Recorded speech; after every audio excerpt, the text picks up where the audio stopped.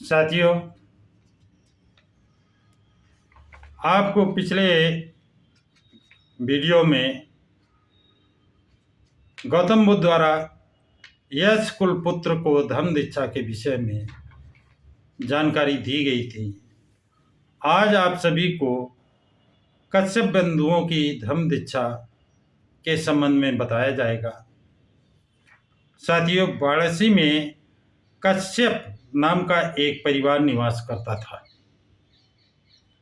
उस परिवार में 3 पुत्र थे। तीनों बहुत शिक्षित थे और कठोर धार्मिक जीवन व्यतीत करते थे। कुछ समय बाद ज्येष्ठ पुत्र ने संन्यास लेने की सोची।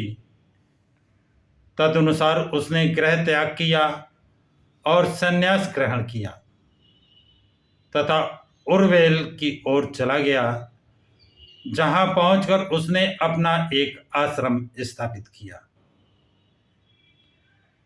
उसके दोनों छोटे भाइयों ने भी उसका अनुसरण किया और वो भी सन्यासी बन गए। वो सभी अग्निहोत्री अर्थात आग की पूजा करने वाले थे। बड़ी बड़ी जटाएं धारण करने के कारण वो जटिल कहलाते थे।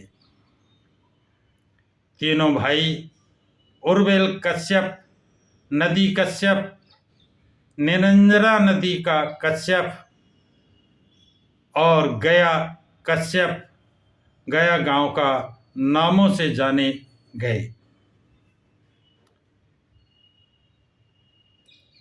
इन तीनों में से उर्वेल कश्यप के 500 जटिल शिष्य थे। नदी कश्यप के 300 जटिल शिष्य थे और गया कश्यप के 200 जटिल शिष्य थे। इनमें उर्वेल कश्यप ही प्रमुख था। उर्वेल कश्यप दूर दूर तक विख्यात हो गया था। उसके बारे में कहा जाता था कि उसने जीते जी मुक्ति प्राप्त कर ली है। फल्गु नदी के तट पर स्थित उसके आश्रम में बहुत दूर दूर के लोग आते थे। जब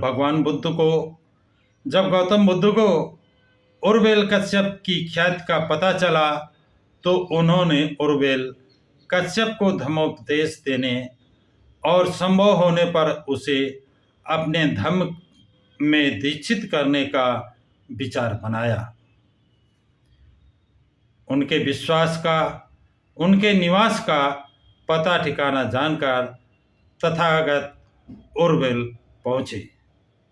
तथागत उनसे मिले और उसे शिक्षित करने तथा दीक्षित करने योग्य अवसर पाने के लिए बोले, कश्यप, यदि तुम्हें अस्वीकार न हो तो मुझे एक रात के लिए अपने आश्रम में रह लेने दो।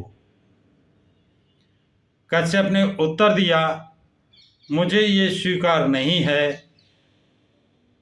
मुचलिंद नाम का एक जंगली हिंसक नागराज इस स्थान पर शासन करता है। उसे भयानक शक्तियां प्राप्त हैं। वो सभी अग्नि पूजक तपस्वियों का कट्टर शत्रु है। वो रात को उसके आश्रम में आता है और बहुत हानि पहुंचाता है।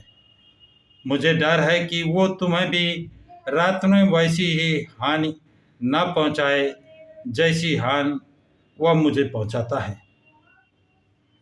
कश्यप को ये नहीं मालूम था कि नागलोक बुद्ध के मित्र और उनके अनुयायी बन चुके हैं, लेकिन तथागत इसे जानते थे।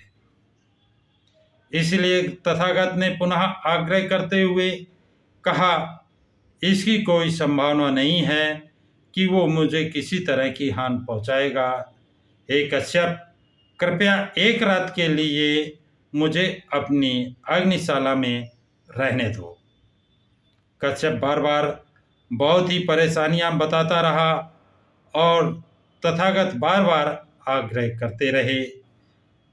तब कश्यप ने कहा, मेरा मन कोई विवाद नहीं चाहता। मुझे केवल डर और आशंका है, किंतु फिर भी आप जो अच्छा समझें करें। तथागत ने उसी समय अग्निशाला में प्रवेश किया और अपने आसन पर बैठ गए। नागराज मुचलिंद ने यथा समय शाला में प्रवेश किया, लेकिन वहां कश्यप के स्थान पर उसने तथागत को बैठे देखा। तथागत का शांत तथा तेज से चमकता हुआ मुख देखकर मुचलिंद को ऐसा लगा मानो वो किसी दिव्य पुरुष की उपस्थिति में था। उसने सिर झुकाकर तथागत की पूजा करनी आरंभ की। उस रात कश्यप को ठीक नींद नहीं आई। वो यही सोचता रहा कि उसके अतिथि के साथ क्या बीती होगी। इसलिए वो बड़ी आशंका के साथ भयभीत होकर ये सोचते हुए उठा कि शायद उस रात उसके अतिथि को जला दिया गया हो। प्रातःकाल कश्यप और उसके अनुयायी देखने के लिए आए। मुचलिंद द्वारा भगवान बुद्ध को हानि पहुंचाए जाने की तो बात ही क्या, उन्होंने मुचलिंद को भगवान बुद्ध की पूजा करते हुए देखा। यह दृश्य को देखकर कश्यप को लगा कि वह कोई बड़े चमत्कार के दर्शन कर रहा था। उस चमत्कार से प्रभावित होकर कश्यप ने भगवान बुद्ध से प्रार्थना की कि यह वही एक आश्रम बना कर रहें और स्वयं उनकी देखभाल करेगा। गौतम बुद्ध ने वहां ठहरना स्वीकार किया, लेकिन दोनों में भिन्न उद्देश्य थे। कश्यप का उद्देश्य था मूलचंद नागराज के विरुद्ध सुरक्षा प्राप्त करना, और गौतम बुद्ध सोच रहे थे कि एक न एक दिन उन्हें कश्यप का धर्मोपदेश देने का अवसर मिलेगा ही। लेकिन कश्यप ने कभी ऐसा कोई रुचि प्रकट नहीं की। उसने सोचा कि तथागत केवल एक चमत्कार करने वाले के अतिरिक्त और कुछ नहीं है।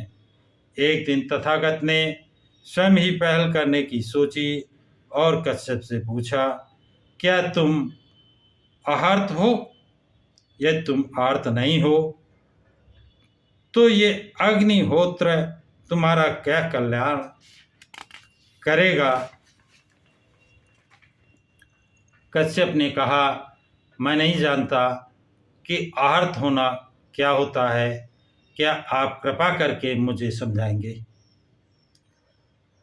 तब गौतम बुद्ध ने कश्यप से कहा, आहार्त वो होता है जिसने उन सभी मनोविकारों को जीत लिया है जो अष्टांगिक मार्ग का पालन करने में बाधा पहुंचाते हैं।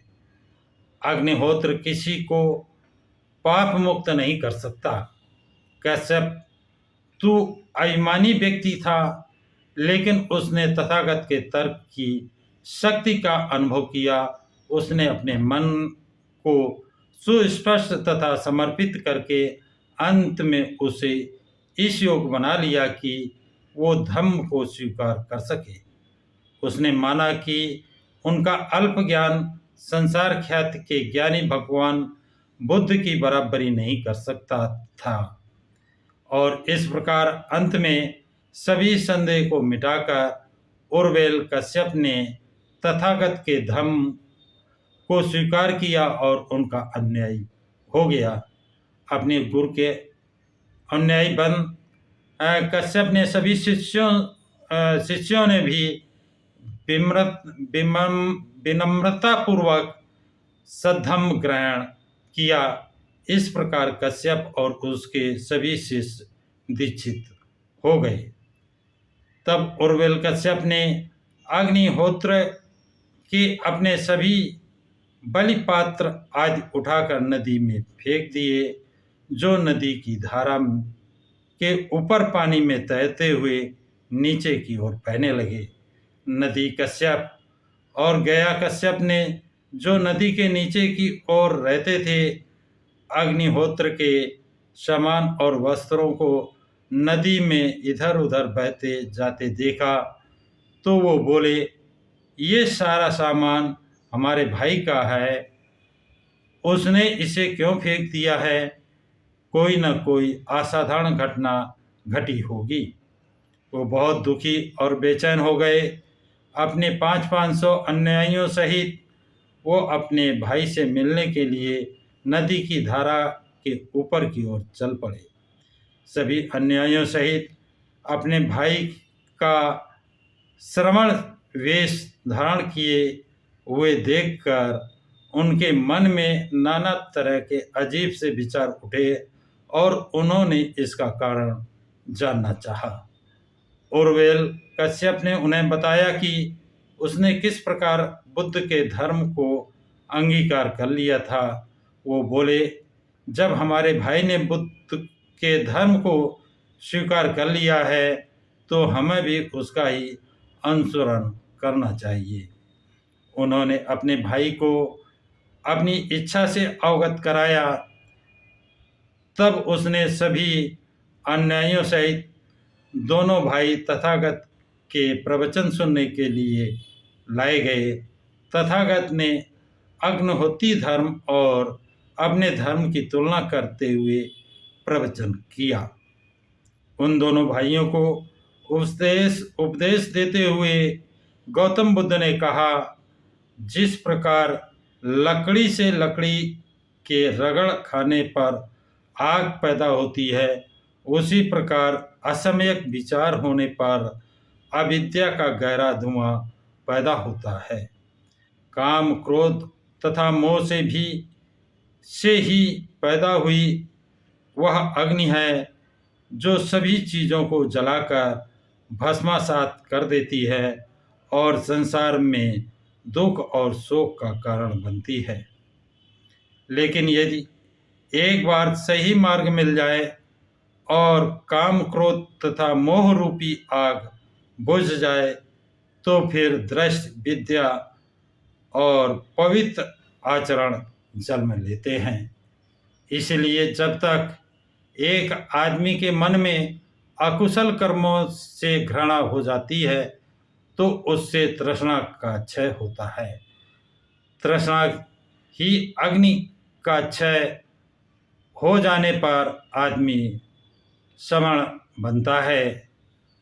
उन महान ऋषियों ने जब ये बुद्ध वचन सुने, तो अग्निहोत्र के प्रति उनकी श्रद्धा समाप्त हो गई और उनमें तुरंत बुद्ध का शिष्यत्व स्वीकार करने की इच्छा पैदा हुई।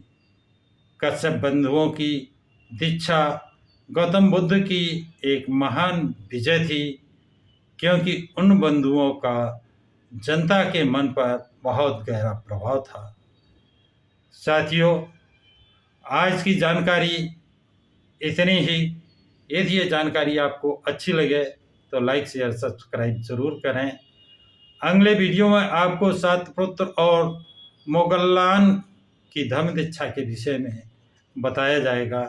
सभी साथियों को जय भीम, नमो बुद्धाय, जय संविधान।